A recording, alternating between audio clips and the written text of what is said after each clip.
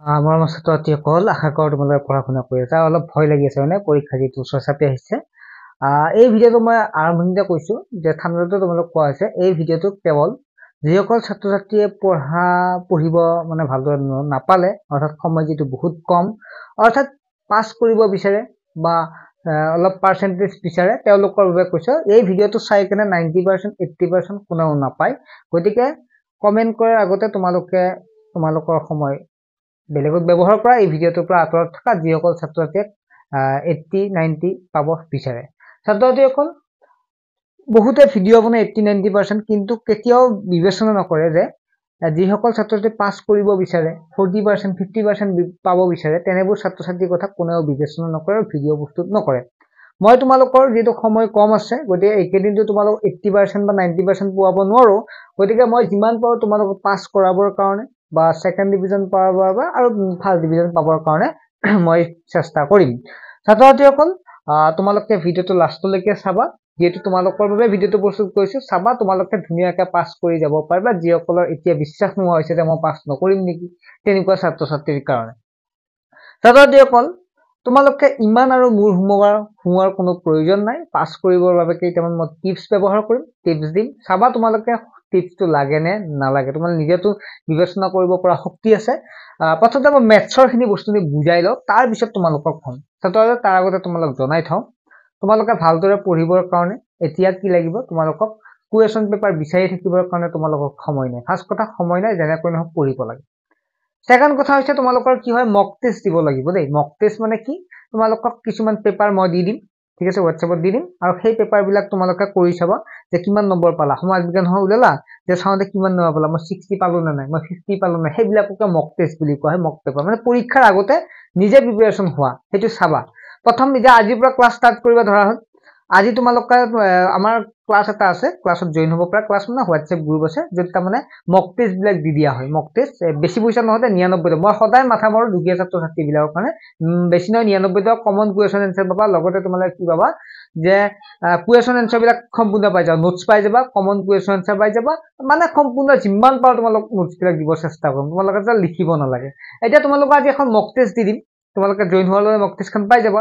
মক টেষ্টখন তোমালোকে লিখি ল'বা। প্ৰথম যিদিনৰ পৰা ষ্টাৰ্ট কৰা ভিডিঅ'টো যিদিনৰ পৰা চাই আছা, কিন্তু এটা কাম কৰিবা, তোমালোকে এখন ছ'চিয়েল চায়েন্সৰ মক টেষ্টখন উলিয়াই ল'লা বা মেথছৰ মক টেষ্টখন উলিয়াই ল'লা। উলিয়াই লৈ পেলাই তোমালোকে এনচাৰবিলাক নাচাবা, এনচাৰবিলাক তোমালোকে নিজে চেষ্টা কৰিবা।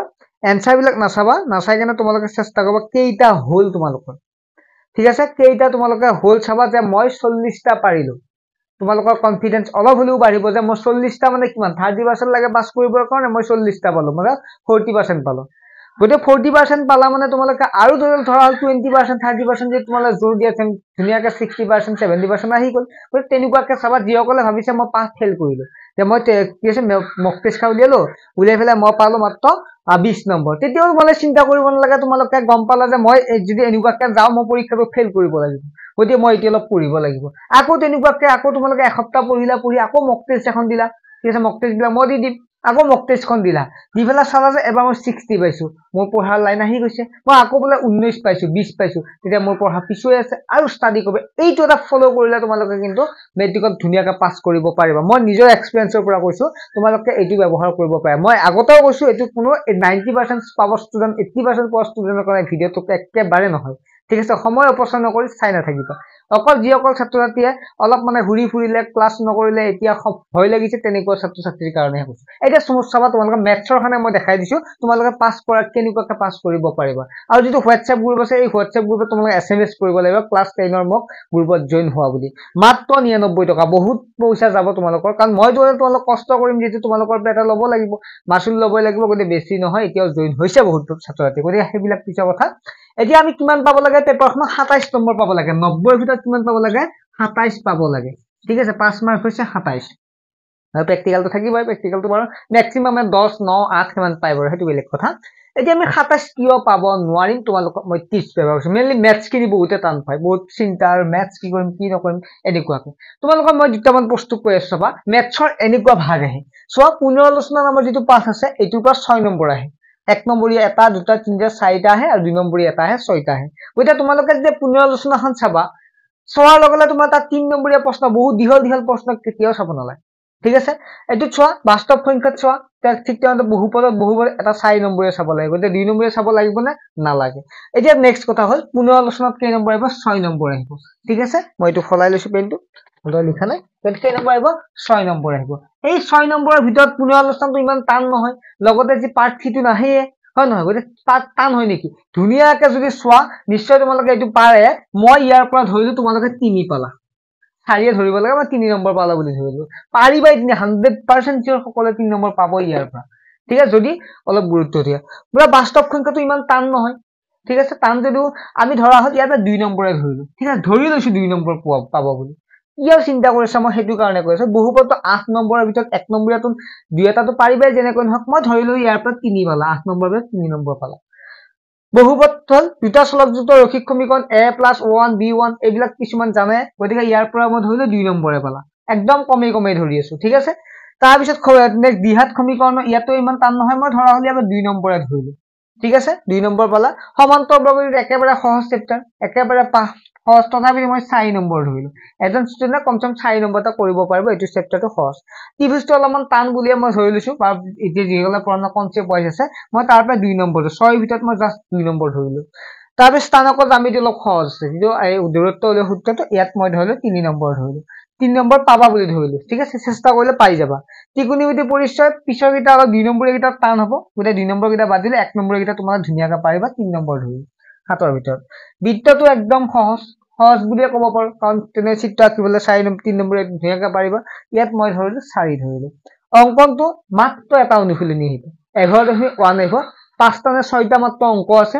4 ভিতৰত 4 পাবা মই আছো তোমালোক পঢ়াম ঠিক আছে মই তোমালোক পঢ়াম 4 ভিতৰত 4 পাবা মই তোমালোক গ্যাৰান্টি দি দিছো ঠিক আছে বৃত্ত সম্বন্ধীয় কাল এটো টান মান নহয় 3 হলো 3 নম্বৰ হলো এটো বৰ অলপমান কনসেপ্ট বুজাব লাগা আছে সূত্ৰকেইটা জানিটো 2 নম্বৰ এটা কৰিব পাৰা পৰিসংখ্যা একদম 100% পাৰিবা এটো 5 নম্বৰ পাছে পাবা সম্ভাৱিতা 5ৰ ভিতৰত পাছে পাবা ঠিক আছে আৰু মই পঢ়াম যদি তোমালোকে গ্ৰুপত জয়েন হৈ কেনে মোক এসএমএস কৰা 4 গিটা পাঠ পঢ়াই দিব লাগে সহজ গিটা এটোত পাবাই 100% এডিটত পাবাই 5ৰ ভিতৰত 5 বাকি এটা আমি যোগ কৰি কিমান নম্বৰ হল চাবা মই একদম মিনিমাম খিনি যোগ কৰি কৈছো তোমালোকে কনসেপ্ট অলপ হলেও পাৰিবা ঠিক আছে মই এটো আগতেও কৈছো যে তোমালোকে চিন্তা কৰি নাথাকিবা আৰু এটো মই 80% 90% কাৰণ বনোৱা নাই কোনোবাই যে কমেন্ট কৰে আহি মহাশয়ে কমেন্ট কোনবা মহাশয় আহি যে কমেন্ট কৰে তাৰ এইবিলাক বেয়া কথা একো বেয়া কথা নহয় কাৰণ পাস কৰিব লাগিব ছাত্ৰ ছাত্ৰীসকলে ঠিক আছে অলপমান কষ্ট কৰিব লাগিব এটো চোৱা একদম এফালৰ পৰা পঢ়ি পেলাই হেক কৰিব পাৰিব নি কোৱাচোন এটো ধল 7 নম্বৰ আছে 7 নম্বৰ থাকোতে ইমান দিহল চিৰা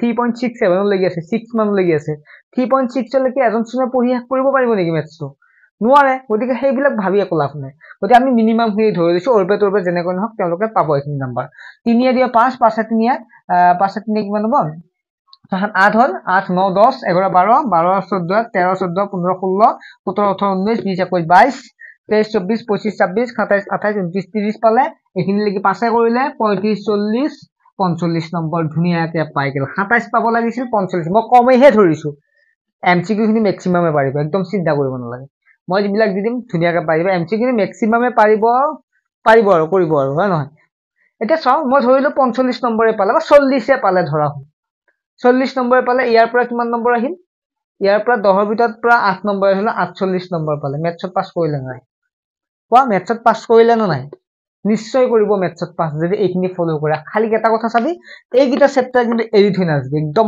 এ টু জেড পঢ়ি 5ৰ ভিতৰত 5 নম্বৰ যেতে পাও এইগিটা ধুনিয়াকৈ পঢ়ি যাবি যিগিটা সহজ চেপ্টাৰ গিটা ধুনিয়াকৈ মানে একদম আটিগুৰি মাৰি পঢ়ি যাবি তেতিয়া ধুনিয়াকৈ পাস কৰিবই পাৰিবা আৰু 48 পালা আৰু অসমীয়াখন সহজ সাবজেক্ট তাতে যদি আমি 60 70 পাই যাও তে ধুনিয়াকৈ এটা ভাল মাৰ্কস এটা পাম হয় নহয় কলে ফেল কৰা কোনো কথা নাথাকে এটা কেইটামান নিয়ম আমি মানিব লাগিব কেনেকুৱা ধৰণৰ নিয়ম মানিব লাগিব আমি নিৰ্ধাৰিত সময় এটা লব লাগিব ইমানৰ পৰা এইখিনি সময় আমি পঢ়িম লিষ্ট এখন বনাব লাগিব কোনটো সাবজেক্টক কিমান সময় দিম আমি সেইখিনি যদি এতিয়া ফলো কৰো তেতিয়া আমি এই 3 মাহ বা 2 মাহ যি সময় আছে এইখিনি সময়ত আমি ধুনিয়াকৈ এটা ৰিজাল্ট কৰিবলৈ সক্ষম হম ঠিক আছে গতিকে অলপ গুৰুত্ব দিবা আৰু মই আছো তোমালোকৰ বাবে হেল্প কৰিবৰ বাবে নাম্বাৰটো দেখাই পাইছা স্ক্ৰিনত ওলাই আছে এই নাম্বাৰটো জাস্ট এসএমএস কৰিলে হ'ল মই যিমান পাৰো চেষ্টা কৰিম ইয়াতকৈ দুগুণ চেষ্টা কৰিম ঠিক আছে গতিকে ছাত্ৰ ছাত্ৰীসকল আশা কৰো তোমালোকে চিন্তা নকৰিবা পৰীক্ষা ভাল হ'ব টেষ্ট পৰীক্ষাও ভাল হৈছে চাগে